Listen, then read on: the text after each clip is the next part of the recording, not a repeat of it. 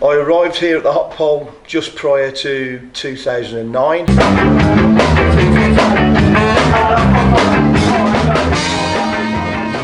was asked by a friend really.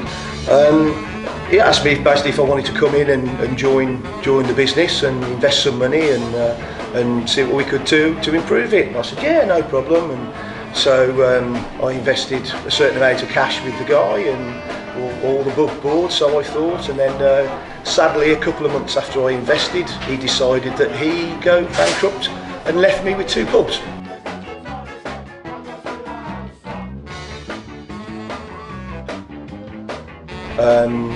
Punch Taverns, who actually own the building, the Hot Pole, said to me, you know, we'd really like you to take the pub on, and we'll help you in all the aspects to get you involved and get you sorted, and please, will you help us? So they sort of coerced me with very big hands from behind to sort of push me in the right direction. But you know, they've been okay in most ways, but in some ways I think personally they're spoiling what is a business that should be run by licensees, not pub codes. Because our turnover has been good, even though we've been making no profit, no money to invest back into the business, the business has kept itself alive just about until the events recently where Bromsgrove District Council decided that in their infinite wisdom to up the business rates.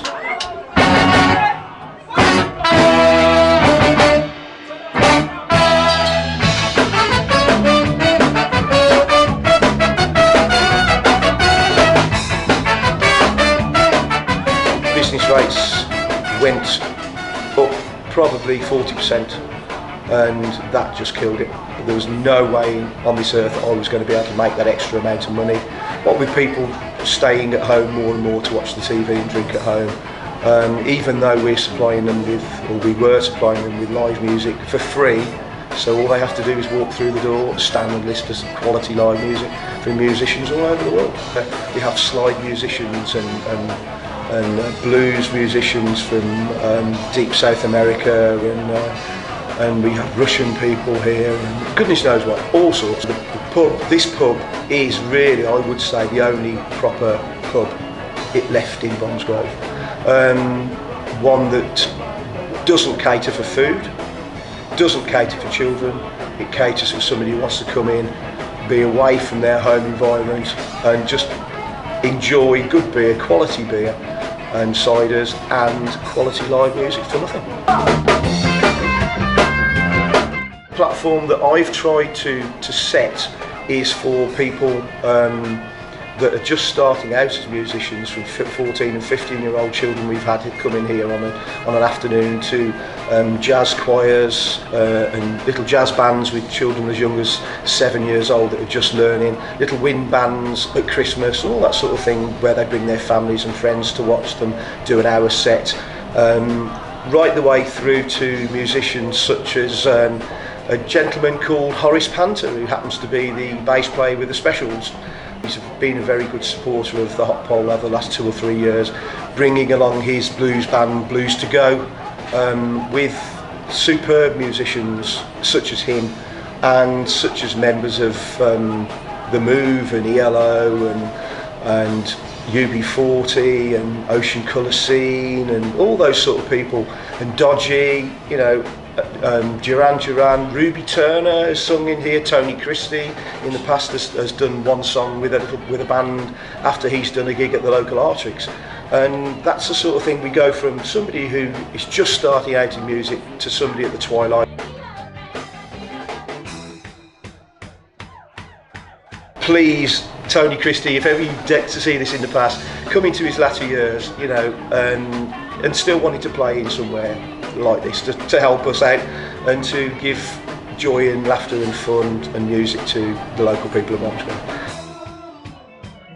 I'm hoping that the people that take over from me are going to be able to carry that on for a decent amount of time, and I'll be behind them as much as they ask me to be.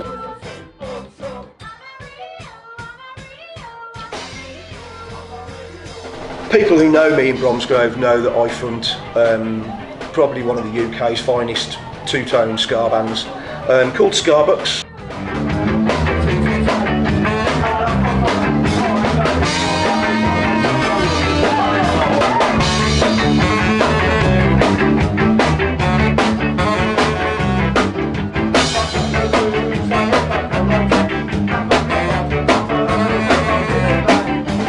We sort of treat this as our home. We did our first gig in here as a support to another band 8 or 9 years ago, and we've gone from strength to strength. But we've built up a massive following in the sort of West Midlands, reaching round to as far as Coventry and all into Birmingham and Wolverhampton and Dudley, all the country area. And so if a gig goes up on the board on the Skabucks website, then bang, the tickets go, which is quite humbling really for somebody like myself, who's not the most musical compared to 2 or 3 members of the band that have got doctorates and master's degrees and goodness knows what. But all the boys are absolutely superb musicians, and it's a privilege to be able to play in them. But yes, the gig we did on Sunday, supported ably by Generation N from West Germany, was our swan song really for the hot pole. We shan't be coming back here again, sadly.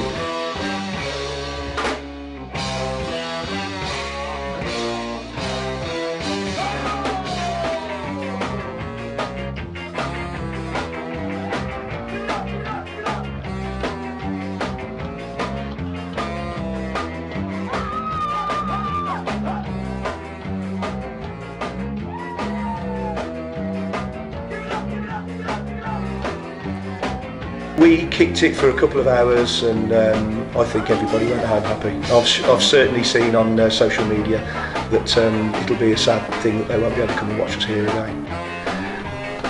It's probably the only gig I've ever done here when I've not had a drink at all. I was completely sober, no alcohol consumed the whole day, which is absolutely unknown for a landlord, I should imagine, let alone somebody who's a rock and roll impresario or whatever you want to call it, I don't know what.